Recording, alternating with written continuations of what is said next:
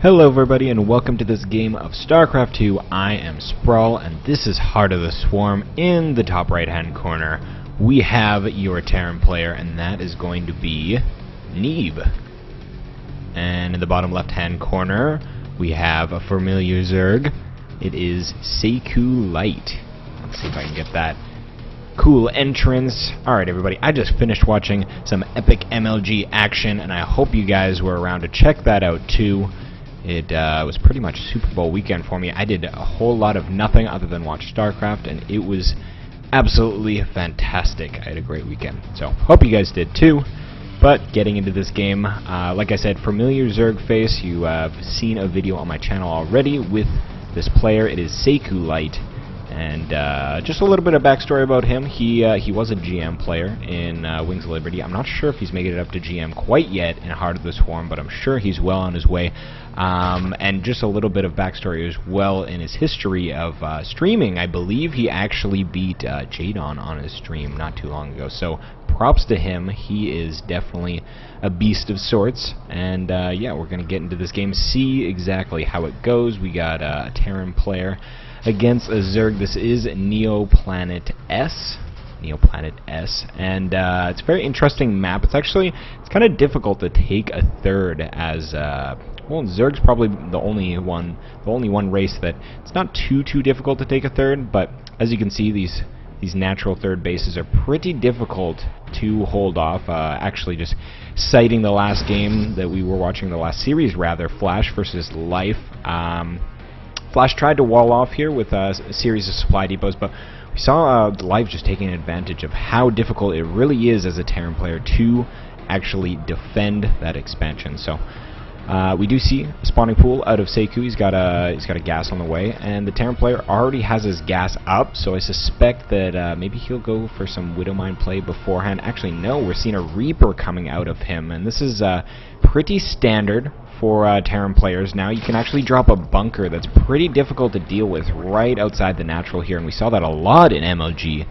And yeah, one of the things I loved about watching MLG is just seeing the kind of patterns of the new builds that these guys have kind of figured out, and one of them is that Reaper coming in and doing damage with a bunker there. It's actually very difficult to hold off, and I've actually heard that it's pretty much impossible. You just have to minimize the amount of damage that it really does. And one of the cool things about Heart of the Swarm is, of course, that the Reapers now... No, that's that Reaper. The Reapers can actually heal themselves out of combat. So if you get them to almost dead, they can just run away and heal up a little bit. So we're going to see if this Reaper can actually get anything done. He's going to target down a drone, see if he can get a kill on it, and he will. So he's got one drone down. He's got some lings coming out, does Saiku, and he's trying to get us around. It's actually doing a good amount of damage to that Reaper. There's no bunker like I was talking about before. It's just that solo Reaper, and he's going to make his way out of the base, probably do a little bit of healing. If we take a look back at the Terran player's base, he's got a command center on the way, factory on the way as well, reactor on that barracks, and just doing a little bit more poking is that Reaper. He's going to make his way out, and 11 HP, so he is going to be able to heal himself just a little bit, and try and get himself, yeah, see him glow all green, look at that, healing himself up. And Saiku's just taking his expansion, taking it slow. He's got his speed on the way. He's taking workers off the gas after he hit that 100 gas mark. And yeah, we're just waiting to see if we're going to see some Hellions. I suspect so. He's probably going to drop that factory on top of that reactor as soon as it's done. And actually, he's completed a Widowmine here.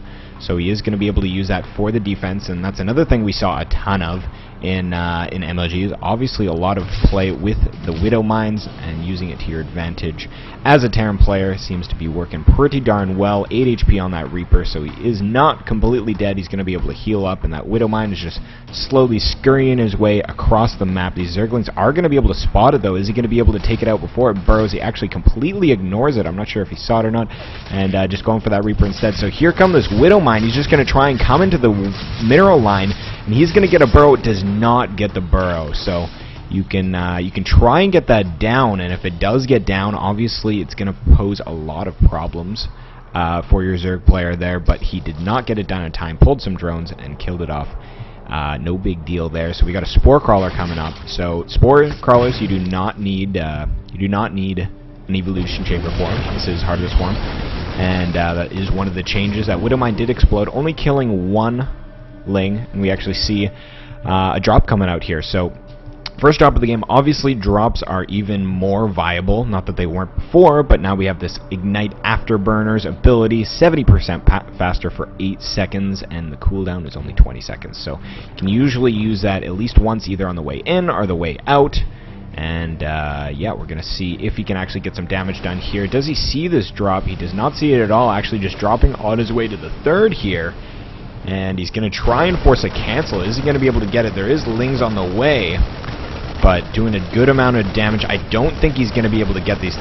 These Lings should be able to hold off, but there's actually not that many Lings. That's the problem. And actually just sniping an Overlord, getting whatever he can, knows that he actually isn't going to be able to get that hatchery. Going to speed on over to the main, and again, this is one of the benefits to having that Afterburn ability. You can just go from base to base, dropping like crazy, try to take out a Queen, getting some Zerglings in the mixture here, and he's just going to float on out, and probably pretty happy with whatever he got done there. Actually going to drop again at the third, trying to take out a Queen, not going to be able to get it, and he's just going to head back right into the main.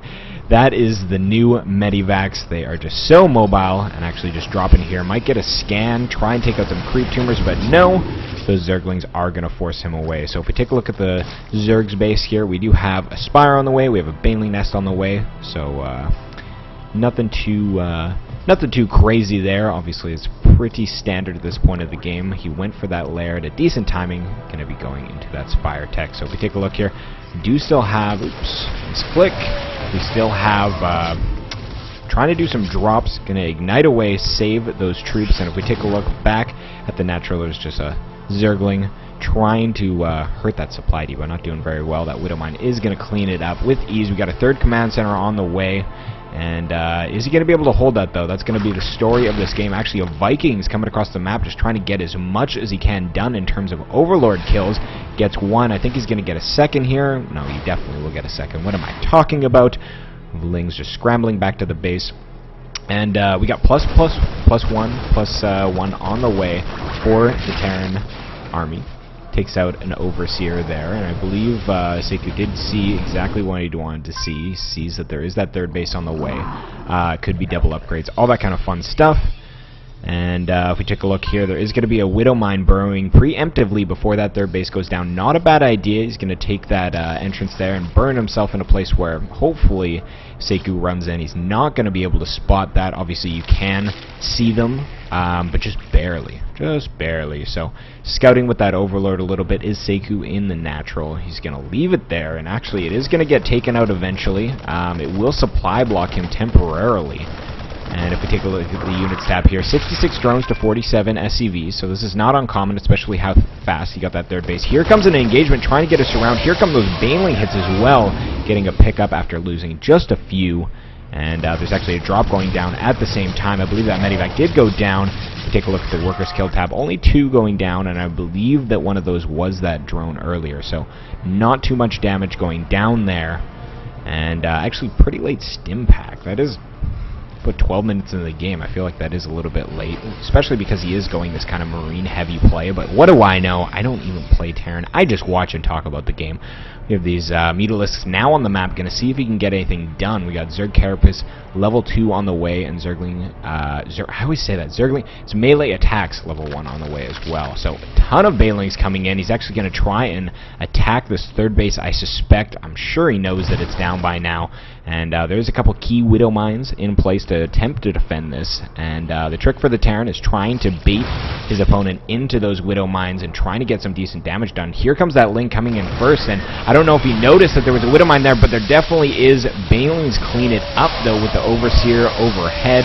And a lot of Banelings hit going down. Not a bad split, though, from Neeb. He's got a couple Marines left, going to try and fend off these Mutalisks, and Mutalisks are a little bit better in Heart of the Swarm. They move a little bit quicker, and they regen their HP quicker, so if you do not fully kill them, they're going to come back with full HP in no time. Here comes a run-by, though, and going to try and take out as many SCVs as he can. Forces a lift. This is exactly what I was talking about. It's very difficult as a Terran player to hold this base. That was a lot of Lings going down to that one Widow Mine, though, but still getting the damage he needs done. Might be able to get a surround on these Lings coming in, and doing a good job is SaikOu. He's going to focus down that CC, going to see if he can get it down before these Marines do come in, trying to get us around, and actually these Mutos and Lings are going to be able to pick all those off. There is more Marines joining the mixture here, but not quick enough. We have more Zerglings coming on the way. Behind this, we have a 4th base coming down for SaikOu, so he is in a great spot. If we take a look at the supplies, 138 to 93 from Neeb, and I don't know if that was a miss rally, but there's a lot of overloads coming in there, trying to take out this orbital before it can get back to the main. He might actually even be able to get it. Another orbital or command center is in creation just in case, and I think he will be able to get this. All these SUVs do scramble to come on over, and they are going to get hit by those glaives though, and that orbital goes down. So no 3rd base is going to be able to be taken for quite a while here, and SaikOu knows it. He's like, I'm just going to go home. I do not have to worry about anything economically wise coming from this Terran player. I just need to make sure he doesn't kill me in the next few minutes, and I do not think that Neeb has anything close to doing that kind of thing. He is finishing up level 2 weapons and armor, so he might kind of decide to have a timing behind this, but he just doesn't have very much, and especially because there's a lot of Banelings, a lot of Zerglings, a lot of Mutalisks on the map. I think he's just going to sit tight for now. We got Burrow on the way, we got +2 melee attack, and did he get... No, he hasn't got any missiles, so he is going for all that melee ability. Another engagement, nope. He's going to decide to just kind of juke back and forth between the middle of the map and these entrances. And yeah, we're just waiting to see what happens here. We got overload speed on the way, and more Banelings in creation. Hive is going to be complete pretty quick, going to be able to move up to those tier 3 units. We might see some Ultras in this game, and again, Ultras getting quite a big buff in Heart of the Swarm. They're quite a bit better now, doing a lot more damage and moving across all of these Widow Mines, losing quite a few Lings there is SaikOu, but all of those did go off. There is a couple more here. They are going to go off as well, but I do not think they did enough to prevent damage being done here. SaikOu's going to move on in, and he does end up losing all of his Banelings. I believe they did either get taken out by those Widow Mines or hitting those Marauders. You never want that. We actually have Vipers on the way, so not a bad idea. One thing we did see from Life against Flash was pulling those Medivacs in and using those Mutalisks to actually take them out. So that is a really nice ability. And then obviously Blinding Cloud going down on the Marine Marauder ball, making the range go to 1. That is going to be a big deal. And Ultralisk Cavern on the way as well. More SCVs are going down. A total of 24 killed so far. Gonna go right over that Widow Mine, but I don't know if that actually even got any kills. And our Terran player just struggling to stay on 3 bases. This is definitely a difficult task. He has not a whole lot other than that Widow Mine blocking this side from attack, and then he's got maybe one solo Widow Mine over here as well. That creep spread is getting very, very close, so he can easily come over to that side. And yeah, getting that creep spread like crazy is SaikOu. He's going to be able to be very, very mobile here. And Ultralisk Cavern is almost done. He's got 3 armor on the way and 3 attack on the way as well. And I believe we will see Chitinous Plating. There is Chitinous Plating. He's going to probably wait for that before his next engagement. He's going to get some Ultralisks out. And I don't think he's too worried about that 3rd base. He's done so much damage to it that the timing that he really had here to secure it was not optimal. He has not been mining gas. So, yeah, SaikOu's in a pretty nice spot here. He's going to fly his Mutas on over, see if he can get anything more done in the natural. I think he might be able to. Takes out a Viking. There is 2 missile turrets there. So, actually stimming in, going to try and cut these off is Neeb, but he's not going to be able to get that. Actually, if we look back at the 4th here, just barely missing that burrow. I don't know if that was intentional or if he just wanted to see when that mirror line gets saturated or if that gets dropped. That's not a bad idea, because the other way you can actually drop a command center, but this way you can actually see when it becomes fully saturated and maybe plan a counterattack behind that. Not a bad idea. Look at those Ultras. They look so badass. They look so cool. So cool. So we actually see some Banelings running into the 3rd, and is this Widowmine going to be able to get a blast off? I do not know. Oh, so many coming in. If we take a look at the Workers Lost tab, so many going down, and I believe this is the beginning of the end, if it wasn't already the beginning of the end. So many SCVs going down, 37 in total, and behind this we have another attack going on that 4th. SaikOu is just everywhere at once, and unfortunately Neeb is not being able to deal with that very very efficiently. We have 4 Vipers here, full energy, more Ultralisks on the way. If you take a look at the units tab, 82 drones to 44 SCVs. We do see a sensor tower up, so he is going to be able to find out if there's anything here. Oh, almost gets, I think he got 1 Widow Mine there before they did get burrowed, and that is the benefit to having the quickness of those Mutalisks. You can poke in, try and get some Widow Mines, get out in time, especially if they're not burrowed. Obviously, if they're not burrowed. And yeah, we're just going to see if SaikOu's going to pose another attack at this third, or where he's going to set up in this engagement. He's actually got Adrenal Glands finishing up in a second, and he's got level 3 attacks almost done, so I believe he will wait until that to finish. You see a scan, a couple creep humors going down, but looks like SaikOu's just saying, nope, this is it, I'm going for it. His upgrades are going to finish up while this engagement goes down. Big hits by those Widow Mines, but not doing a whole lot to those Ultras. Not a big deal. Blinding Cloud's going down as well, going to make it so those units cannot attack very far, and actually putting them behind the army so they kite into them. Not a bad idea at all, and this looks to be one of the final engagements, I suspect, just because there is so much damage going down on this Terran player. He is down to 100 supply, but we have behind the 7 more Ultras coming on the way. More Vipers as well. Does burrow some Banelings here, and that's going to be a big deal. Getting a key scan, though, is Neeb. He's going to be able to clean that up, but the Terran player just does not have very much army supply. If we take a look at the Active Forces tab, it is just so much better for our Zerg player here. So morphing in a lot more Banelings. We got 23 on the way, a lot more Ultralisks coming in as well, and this is just going to be a crushing attack for SaikOu. I am sure of it. He should be able to take the Terran player out in this next engagement. We see Command Center floating on over. He's going to try and re-establish that 4th base once again, moving that Widow Mine into a bit better of a defensive position, but there still is that Ling there. He's going to know exactly when that drops, and when it does, he'll either be able to counterattack at the top because there will be defense down here, or he'll decide to go down there as well. Here comes the engagement, though. It looks like he is going to be going for just the throat of Neeb. Actually, he's thinking about going up to that 3rd, but instead wants to engage this army. He knows that there's not a whole lot out for Neeb. Neeb's just going to run back into his natural, going to try and use this bit of a Sim City to his advantage, going behind that Command Center. Banelings doing a lot of damage, though, and I believe this will be the final engagement. Neeb does not have a whole lot left. There's a lot of Ultralisks left here, and even cleaning up the 3rd at the same time with Ultralisks. So this should be a game. We got Infestors on the way. We got Ultras on the way. GG from Neeb. And that was a pretty intense game, and it really just came down to that 3rd base. So if you guys are playing on Neoplanet, remember it's very, very difficult to hold that base, but I'm sure there's ways to do it. Maybe just some more Widow Mines. I don't know, walling off there. That makes it so you can use this position a little bit better. I'm not really sure. As a Protoss player, I'm probably going to end up walling here and trying to keep that base. But anyhow, that was that game. Hope you guys subscribe. Check out my channel more often. I'm going to have more Heart of the Swarm action coming at you pretty darn quick. So yeah, stick around, and hope you guys have a good one. See you later.